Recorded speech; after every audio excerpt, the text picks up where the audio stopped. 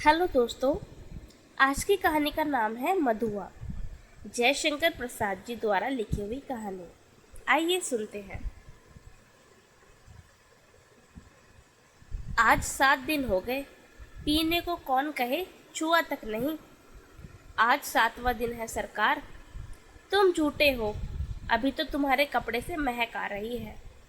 वह वह तो कई दिन हुए, 7 दिन से ऊपर कई दिन हुए अंधेरे में बोतल उड़ेलने गया था। कपड़े पर गिर जाने से नशा भी ना आया। और आपको कहने का क्या कहूँ, सच मानिए 7 दिन, ठीक 7 दिन से एक बूंद नहीं पी। ठाकुर सरदार सिंह हंसने लगे। लखनऊ में लड़का पढ़ता था। ठाकुर साहब भी कभी कभी वहीं आ जाते। उनको कहानी सुनने का चस्का था। खोजने पर यही शराबी मिला। वह रात को, दोपहर में, कभी कभी सवेरे भी आता। अपनी लच्छेदार कहानी सुनाकर ठाकुर साहब को मनोविनोद करता।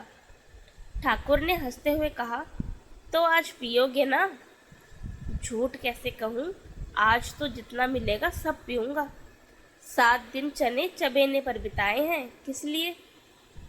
अद्भुत। 7 दिन पेट काट कर आज अच्छा भोजन ना करके तुम्हें पीने की सूझी। यह भी सरकार, मौज बाहर की एक घड़ी एक लंबे दुखपूर्ण जीवन से अच्छी है। उसकी खुमारी में रूखे दिन काट लिए जा सकते हैं। अच्छा, आज दिन भर तुमने क्या क्या किया है? मैंने? अच्छा सुनिए। सवेरे कोहरा पड़ता था। मेरे धुआं से कंबल सा वह भी सूर्य के चारों ओर लिपटा था। हम दोनों मुँह छिपाए पड़े थे। ठाकुर साहब ने हंसकर कहा, तो इस मुँह छिपाने का कोई कारण? 7 दिन से एक बूंद भी गले में न उतरी थी। भला मैं कैसे मुंह दिखा सकता था? और जब 12 बजे धूप निकली तो फिर लाचारी थी। उठा, हाथ मुंह धोने में जो दुख हुआ सरकार, वह क्या बात कहने की है। पास में पैसे बचे थे। चना चबाने से दांत भाग रहे थे। कटकटी लग रही थी। पराठे वाले के यहाँ पहुँचा, धीरे धीरे खाता रहा और अपने को सेकता भी रहा। फिर गोमती किनारे चला गया। घूमते घूमते अंधेरा हो गया। बूंदें पड़ने लगी। तब कहीं भाग के आपके पास आ गया। अच्छा, उस दिन जो तुमने गडरिये वाले की कहानी सुनाई थी, जिसमें आसूफुद्दौला ने उसकी लड़की का आंचल भुने हुए भुट्टे के दाने के बदले मोतियों से भर दिया था, वह क्या सच है? सच? अरे वह गरीब लड़की भूख से उसे चबा चबा कर थू थू करने लगी, रोने लगी। ऐसी निर्दयी दिल लगी बड़े लोग ही कर बैठते हैं। सुना है श्री रामचंद्र ने भी हनुमान जी से ऐसा ही। ठाकुर साहब ठठाकर हंसने लगे। पेट पकड़कर हंसते हंसते लोटपोट हो गए। सांस बटोरते हुए संभल कर बोले, और बड़प्पन कहते किसे हैं? कंगाल तो कंगाल, गधी लड़की। भला उसने कभी मोती देखे थे? चबाने लगी होगी। मैं सच कहता हूँ, आज तक तुमने जितनी कहानियाँ सुनाई, सब में बड़ी टीस थी। शहजादों के दुखड़े, रंग महल की अभागिनी बेगमों के निष्फल प्रेम, करुण कथा और पीड़ा से भरी हुई कहानियाँ तुम्हें आती हैं। पर ऐसी हंसाने वाली कहानी और सुनाओ तो मैं अपने सामने ही बढ़िया शराब पिला सकता हूँ। सरकार, बूढ़ों से सुने हुए वे नवाबी के सोने से दिन, अमीरों की रंगरेलियाँ, दुखियों की दर्द भरी आहें, रंग महलों में घुल घुल कर मरने वाली बेगमें अपने आप सिर में चक्कर काटती रहती हैं। मैं उनकी पीड़ा से रोने लगता हूँ। अमीर कंगाल हो जाते हैं। बड़े बड़ों के घमंड चूर होकर धूल में मिल जाते हैं। तब भी दुनिया बड़ी पागल है। मैं उसके पागलपन को भुलाने के लिए शराब पीने लगता हूँ सरकार, नहीं तो ये बुरी बला कौन अपने गले लगाता। ठाकुर साहब ऊँघने लगे थे। अंगीठी में कोयला दहक रहा था। शराबी सर्दी से ठिठुरा जा रहा था। वह हाथ सेकने लगा। सहसा नींद से चौंककर ठाकुर साहब ने कहा, अच्छा जाओ, मुझे नींद आ रही है। वह देखो, 1 रुपया पड़ा है, उठा लो, लल्लू को भेजते जाओ। शराबी रुपया उठाकर धीरे से खिसका। लल्लू था, ठाकुर साहब का जमादार। उसे खोजते हुए जब वह फाटक पर की बगल वाली कोठरी के पास पहुंचा तो सुकुमार कंठ से सिसकने का शब्द सुनाई पड़ा। वह खड़ा होकर सुनने लगा। तो सुअर रोता क्यों है? कुंवर साहब ने 2 ही लातें लगाई हैं, कुछ गोली तो नहीं मार दी? कर्कश स्वर से लल्लू बोल रहा था, किंतु उत्तर में सिसकियों के साथ एक आध हिचकी ही सुनाई पड़ रही थी। और भी कठोरता से लल्लू ने कहा, मधुआ, जा सो रहे, नखरा ना कर, नहीं तो उठूंगा तो खाल उधेड़ दूंगा, समझा ना? शराबी चुपचाप सुन रहा था। बालक की सिसकी और बढ़ने लगी। फिर उसे सुनाई पड़ा, ले, अब भागता है कि नहीं? क्यों मार खाने को तुला है? भयभीत बालक बाहर चला आ रहा था। शराबी ने उसके छोटे से सुंदर गोरे मुंह को देखा। आंसू की बूंदें लुढ़क रही थी। बड़े दुलार से उसका मुंह पोंछते हुए उसे लेकर वह फाटक के बाहर चला गया। 10 बज रहे थे। कड़ाके की सर्दी थी। दोनों चुपचाप चलने लगे। शराबी की मौन सहानुभूति को उस छोटे से सरल हृदय ने स्वीकार कर लिया। वह चुप हो गया। अभी वह एक तंग गली पर रुका ही था कि बालक के फिर से सिसकने की उसे आहट लगी। फिर छिड़क कर बोल उठा, अब क्या रोता है रे छोकरे? मैंने दिन भर से कुछ खाया नहीं। कुछ खाया नहीं? इतने बड़े अमीर के यहाँ रहता है और दिन भर तुझे कुछ खाने को नहीं मिला? यही कहने तो मैं गया था जमींदार के पास। मार तो रोज ही खाता हूँ, आज तो खाना ही नहीं मिला। कुंवर साहब का ओवरकोट लिए खेल में दिन भर साथ रहा। 7 बजे लौटा तो और भी 9 बजे तक कुछ काम करना पड़ा। आटा रख नहीं सका था, रोटी बनती कैसे? जमादार से कहने गया था। भूख की बात कहते कहते बालक के ऊपर उसकी दीनता और भूख ने एक साथ ही जैसे आक्रमण कर दिया। वह फिर हिचकियां लेने लगा। शराबी उसका हाथ पकड़कर घसीटता हुआ गली में ले चला। एक गंदी कोठरी का दरवाजा ढकेलकर बालक को लिए हुए वह भीतर पहुंचा। टटोलते हुए सलाई से मिट्टी की डेबरी जलाकर वह फटे कंबल के नीचे से कुछ खोजने लगा। एक पराठे का टुकड़ा मिला।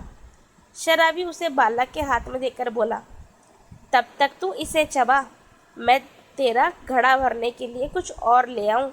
सुनता है रे छोकरे? रोना मत, रोएगा तो खूब पीटूंगा। मुझे रोने से बड़ा बैर है, पाजी कहीं का, मुझे भी रुलाने का। शराबी गली के बाहर भागा। उसके हाथ में 1 रुपया था।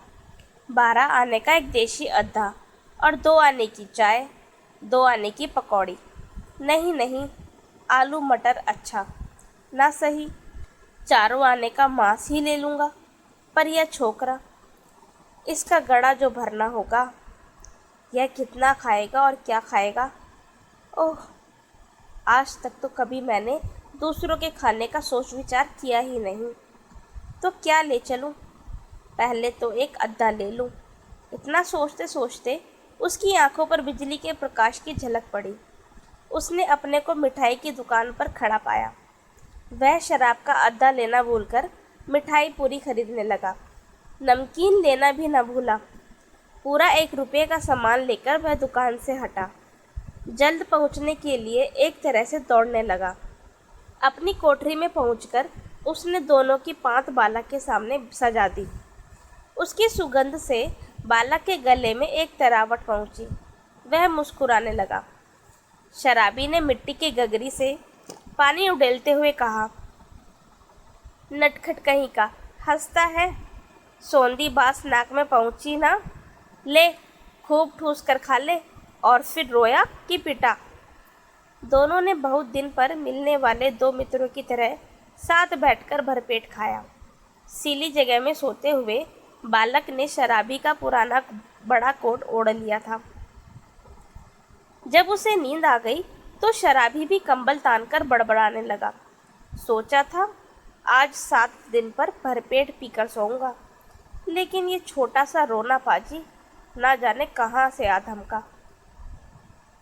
एक चिंतापूर्ण आलोक में आज पहले पहल शराबी ने आँख खोलकर कोठरी में बिखरी हुई दरिद्र की विभूति को देखा। और देखा उस घुटनों से हड्डी लगाए हुए निरीह बालक को। उसने तिल मिलाकर मन ही मन प्रश्न किया, किसने ऐसे सुकुमार फूल को कष्ट देने के लिए निर्दयता की सृष्टि की? आरे नियति, तब इसको लेकर मुझे घर बारी बनाना तो पड़ेगा। दुर्भाग्य, जिसे मैंने कभी सोचा भी ना था।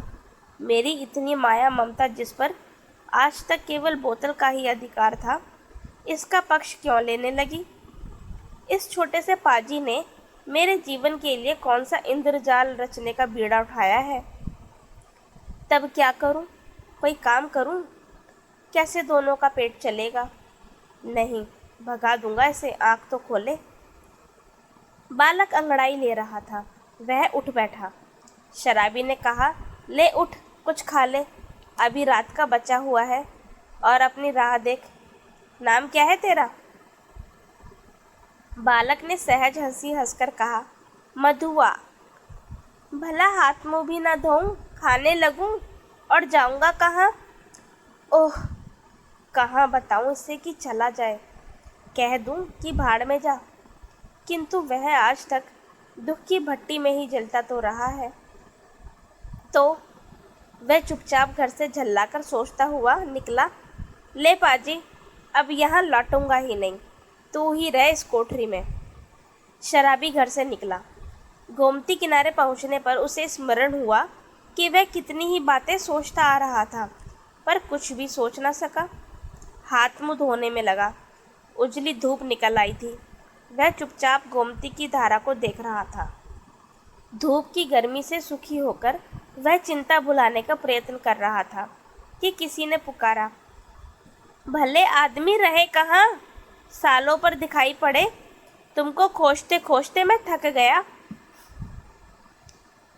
शराबी ने चौंक कर देखा। वह कोई जान पहचान का तो मालूम होता था, पर कौन है यह ठीक ठीक ना जान सका। उसने फिर कहा, तुम ही से कह रहे हैं, सुनते हो? उठा ले जाओ अपनी शान धरने की कल, नहीं तो सड़क पर फेंक दूंगा। एक ही तो कोठरी जिसका मैं 2 रुपये किराया देता हूँ, उसमें क्या मुझे अपना कुछ रखने के लिए नहीं है?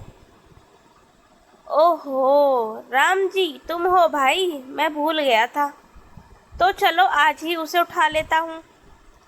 कहते हुए शराबी ने सोचा, अच्छी रही, उसी को बेचकर कुछ दिनों तक काम चलेगा। गोमती नहाकर रामजी पास ही अपने घर पहुंचा। शराबी की कल देते हुए उसने कहा, ले जाओ, किसी तरह मेरा इससे पिंड छूटे। बहुत दिनों पर आज उसको कल ढोना पड़ा। किसी तरह अपनी कोठरी में पहुंचकर उसने देखा कि बालक बैठा है। बड़बड़ाते हुए उसने पूछा, क्यों रे, तूने कुछ खा लिया कि नहीं? भर पेट खा चुका हूँ, और वह देखो तुम्हारे लिए भी रख दिया है, कहकर उसने अपनी स्वाभाविक मधुर हंसी से उस रूखी कोठरी को तर कर दिया। शराबी एक क्षण चुप रहा, फिर चुपचाप जलपान करने लगा। मन ही मन सोच रहा था, यह भाग्य का संकेत नहीं तो और क्या है। चलूं, फिर सान देने का काम चलता करूं, दोनों का पेट भरेगा। वही पुराना चरखा फिर सर पड़ा। नहीं तो 2 बातें किस्सा कहानी इधर उधर की कहकर अपना काम तो चला ही लेता था, पर अब तो बिना कुछ किए घर नहीं चलने का। जल पीकर बोला, क्यों रे मधुआ, अब तू कहाँ जाएगा? कहीं नहीं। ये लो, तो फिर क्या यहाँ जमा गड़ी है कि मैं खोद खोद कर तुझे मिठाई खिलाता रहूँगा? तब कोई काम करना चाहिए, करेगा जो कहो। अच्छा, तो आज से मेरे साथ साथ घूमना पड़ेगा। यह कल तेरे लिए लाया हूँ, चल आज से तुझे सान देना सिखाऊंगा। कहाँ, इसका कुछ ठीक नहीं। पेड़ के नीचे रात बिता सकेगा ना? कहीं भी रह सकूंगा, पर उस ठाकुर की नौकरी ना कर सकूंगा। शराबी ने एक बार स्थिर दृष्टि से उसे देखा। बालक की आंखें दृढ़ निश्चय की सौगंध खा रही थी। शराबी ने मन ही मन कहा, बैठे बैठाए यह हत्या कहाँ से लगी? अब तो शराब न पीने की मुझे भी सौगंध लेनी पड़ी। वह साथ ले जाने वाली वस्तुओं को बटोरने लगा। एक गट्ठर का और दूसरा कल का, 2 बोझ हुए। शराबी ने पूछा, तू किसे उठाएगा? जिसे कहो। अच्छा, तेरा बाप जो मुझको पकड़े तो? कोई नहीं पकड़ेगा, चलो भी, मेरे बाप कभी मर गए। शराबी आश्चर्य से उसका मुंह देखता हुआ कल उठाकर खड़ा हो गया। बालक ने गठरी ला दी, दोनों कोठरी छोड़कर चल पड़े। दोस्तों, आज की कहानी आपको कैसी लगी हमें कमेंट में ज़रूर बताएं और हमारे चैनल को सब्सक्राइब ज़रूर करें। Thank you for listening.